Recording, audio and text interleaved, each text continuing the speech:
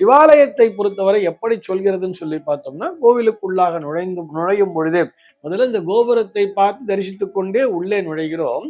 உள்ள நுழைஞ்ச உடனே அங்க துவஜஸ்தம்பம் என்பது இருக்கும். இந்த துவஜஸ்தம்பத்துக்கு பக்கத்துல இருந்து நமஸ்காரத்தை பட்டு துவஜஸ்தம்பத்தை தாண்டின உடனே பார்த்தா அந்த நந்தியம்பெருமான் என்பவர் இருப்பார். அந்த நந்தியினுடைய கொம்புகளுக்கு வழியே நேரடியாக அந்த சிவனை தரிசிக்க வேண்டும்ங்கிறார். அதுவும் அந்த நந்தி காதுல போய் நான் ரகசியம் சொல்றேன், என்னுடைய கஷ்டங்கள் எல்லாம் சொல்றேன், அவர் சுவாமிகிட்ட சொல்லுவாருன்னு சொன்னா, ஏன் நீங்க நேரடியா சொல்ல மாட்டேல சுவாமிகிட்ட? இல்ல சுவாமிக்கு தான் உங்களுக்கு என்ன கஷ்டம்ங்கிறது தெரியாதா?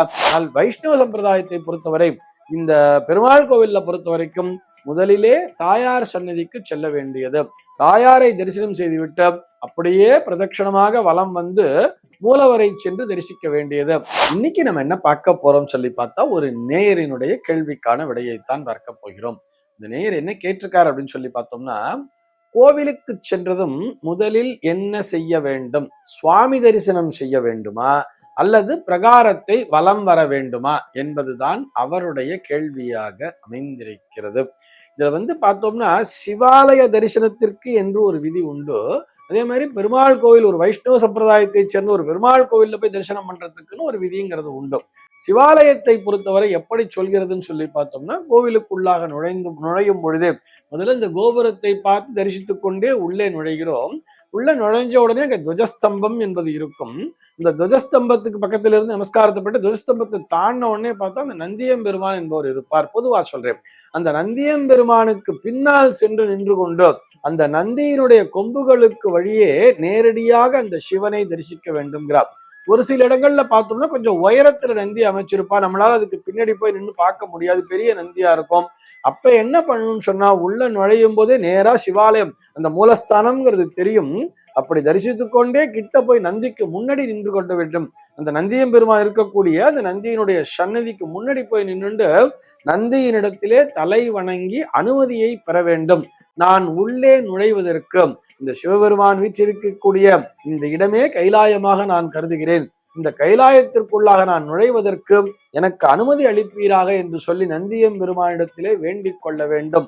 அதனை விடுத்து அவர் காதுல போய் நான் சொல்றேன், என்னுடைய பிரார்த்தனைகளை சொல்றேன்னு சொல்லிட்டு நந்தியம்பெருமானுடைய காதுகளை எச்சில் படுத்த கூடாது, மகா பாபம். இதை மீண்டும் ஒரு முறை வலியுறுத்தி சொல்கிறேன். ஏன்னா நிறைய கோவில் அது அடிக்கடி பார்த்துட்டு இருக்கோம். சுவாமி தரிசனம் பண்ணிட்டு வரும்பொழுது என்ன பண்றான்னா, அந்த நந்தியோட காதுல போய் உட்காந்து பேசிட்டு இருக்கா. இதெல்லாம் ரொம்ப ரொம்ப தப்பு. நந்தியம்பெருமானை தொடவே கூடாது. அஷ்டபந்தனம் சார்த்தப்பட்ட சுவாமிகளை நாம் தொடவே கூடாது. அதுவும் அந்த நந்தி காதுல போய் நான் ரகசியம் சொல்றேன், என்னுடைய கஷ்டங்கள் எல்லாம் சொல்றேன், அவர் சுவாமிகிட்ட சொல்லுவாருன்னு சொன்னா, ஏன் நீங்க நேரடியா சொல்ல மாட்டேல சுவாமிகிட்ட? இல்ல சுவாமிக்கு தான் உங்களுக்கு என்ன கஷ்டம்ங்கிறது தெரியாதா? இதெல்லாம் அவசியமே இல்லை. அதை தொடுவதால் நமக்கு பாவம்தான் வந்து சேரும் என்பதையும் நினைவிலே கொள்ளுங்கள். அந்த நந்தியம்பெருமானிடத்தில் அனுமதி பெற்றுக்கொண்டு நேராக உள்ளே சென்று முதலிலே விநாயக பெருமானுடைய சன்னதிக்கு சென்று விநாயக பெருமானை வணங்க வேண்டும். அப்படியே இந்த பக்கம் வந்தோம்னா அங்க சுப்பிரமணிய சுவாமி சன்னதிங்கிறது இருக்கும். அந்த சுப்பிரமணிய சுவாமியும் தரிசனம் பண்ண வேண்டியது. அவரிடத்திலும் அனுமதி பெற்றுக்கொண்டு அதனை தொடர்ந்து நேரா மூலஸ்தானத்துக்கு போக வேண்டியது. இந்த மூலஸ்தானத்திற்கு சென்று மூலவரை தரிசிக்க வேண்டியது. மூலவரிடத்திலே பிரார்த்தனை செய்து கொண்டு அப்படியே வெளியில வந்தோம்னா இந்த பிரகாரம், உள் பிரகாரங்கிறத சுத்தி வருவோம். மூலவரை தரிசித்து விட்டுத்தான் உள் பிரகாரத்தை சுத்தணும். அப்படி சுத்தும் பொழுது பார்த்தோம்னா கோஷ்ட தேவதைகள் இருப்பார்கள், கோஷ்ட தேவதைகளை தரிசிக்க வேண்டியது.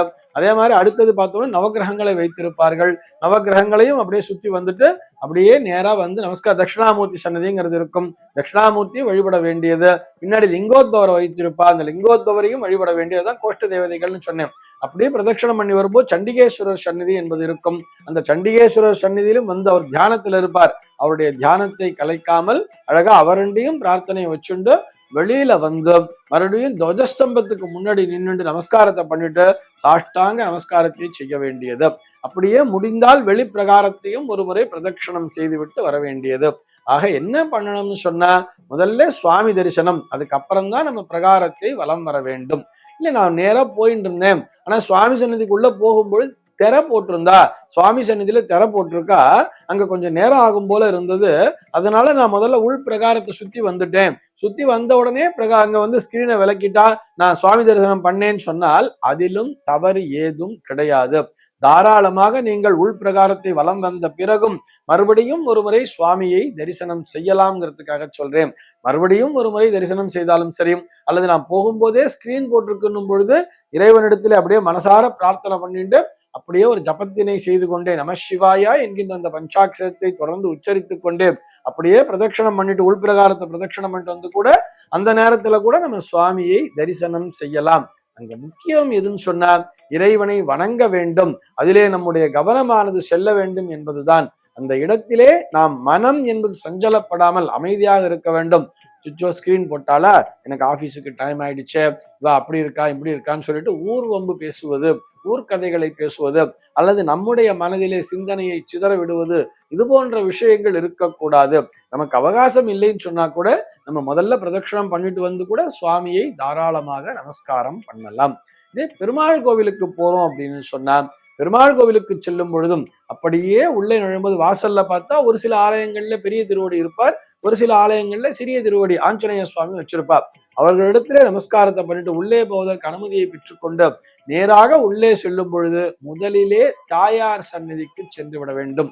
சிவாலயத்தை பொறுத்தவரை முதலிலே சிவபெருமானை தரிசித்து விட்டு அந்த லிங்க திருமேனியை தரிசித்து விட்டு அதனை தொடர்ந்து நாம் அம்பாள் சந்நிதிக்கு செல்ல வேண்டும். ஆனால் ஒரு சில ஆலயங்கள் இருக்கும், மீனாட்சி அம்மன் ஆலயம் போன்ற ஆலயங்கள்ல முதல்ல மீனாட்சிக்கு முக்கியத்துவம் கொடுத்து முதல்ல மீனாட்சியை தரிசனம் பண்ணிட்டு அதுக்கப்புறம் போய் சொக்கநாதர் தரிசனம் பண்றவாளும் இருக்கா. அது அந்தந்த ஆலயத்தினுடைய சம்பிரதாயத்தை பொறுத்தது. இங்க பொதுவா சிவாலயத்தை பொறுத்தவரை முதல்ல பரமேஸ்வரனை தரிசனம் பண்ண வேண்டியது, அதுக்கப்புறம் போய் அம்பாள் சன்னிதியில தரிசனம் பண்ணிட்டு வீட்டுக்கு வந்துட வேண்டியது. ஆனால் வைஷ்ணவ சம்பிரதாயத்தை பொறுத்தவரை இந்த பெருமாள் கோவில்ல பொறுத்த வரைக்கும் முதலிலே தாயார் சந்நிதிக்கு செல்ல வேண்டியது. தாயாரை தரிசனம் செய்துவிட்டு அப்படியே பிரதட்சணமாக வலம் வந்து மூலவரை சென்று தரிசிக்க வேண்டியது. மூலவரை தரிசித்து விட்டு பெருமாளை சேவிச்சுட்டு அப்படியே நேரடியா வெளியில வந்து அந்த துவஜஸ்தம்பத்துக்கு முன்னாடி சாஷ்டாங்கமா நமஸ்காரத்தை பண்ணிட்டு சிறிது நேரம் அங்க அமர்ந்து விட்டு அப்படியே வெளி பிரகாரத்தை சுத்தி வரலாம். இங்கேயும் என்னன்னு சொன்னா முதல்ல பார்த்தோம்னா தாயாரை சேவிக்கும் பொழுது உள்பிரகாரத்தை ஒரு வளங்கிறது வந்துருவோம். உள்பிரகாரத்தை வலம் வந்துட்டு தான் பெருமாளை போய் நேரா தரிசனம் பண்ணி நேரா வருவோம். அதுக்கப்புறம் வெளியில இருக்கக்கூடிய பிரகாரத்தை வலம் வரலாம். இதிலே எந்த விதமான தவறும் இல்லை. ஆக முதல்ல போன உடனேயே பிரகாரத்தை வலம் வர வேண்டுமா அல்லது சுவாமியை தரிசனம் செய்ய வேண்டுமான்னு சொன்னா அது இது எப்படி இருக்கு அப்படின்னு கேட்டா போத்திண்டு படுத்துக்கிறதா அல்லது படுத்துண்டு போத்திக்கிறதாங்கிற மாதிரிதான் இருக்கு. இது ரெண்டுமே ஒன்றுதானே, இதிலே எந்த தவறும் இல்லை. தாராளமாக நீங்கள் உங்களுக்கு அந்த நேரம் அந்த கால நேரத்தை பார்த்து கொண்டு அதற்கேற்றாற்போல் நீங்கள் இறைவனை தரிசிக்கலாம். இது போன்ற சந்தேகங்கள் உங்கள் மனதிலே தோன்றலாம். உங்கள் மனதிலே தோன்றக்கூடிய சந்தேகங்களை கீழே உள்ள வாட்ஸ்அப் எண்ணிற்கு அனுப்புங்கள். நம்முடைய அர்த்தமுள்ள ஆன்மீகம் பகுதியில் அவை பற்றி விரிவாக விவாதிக்கலாம். சர்வே ஜனாஹ சுகினோ பவந்து.